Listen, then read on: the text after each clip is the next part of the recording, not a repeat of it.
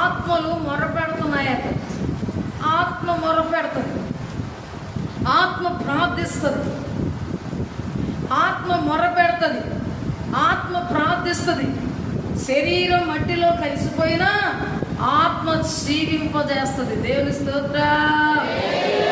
కయ్యూను హేబేల్ని చంపేసినప్పుడు, హేబేలు చనిపోయినప్పటికీ హేబేలు కుమ్మరించినటువంటి రక్తము పీల్చుకున్న భూమిలో నుంచి హేబేలు స్వరము దేవునికి మొర్ర పెడుతుందంట. దేవుని స్తోత్రం. ఆ రక్తపు మొరని ఆలకించిన దేవుడు కయ్యూనుతో మాట్లాడుతున్నాడు. అంటే ఆత్మ ప్రార్థిస్తుంది, ఆత్మ చచ్చిపోదు,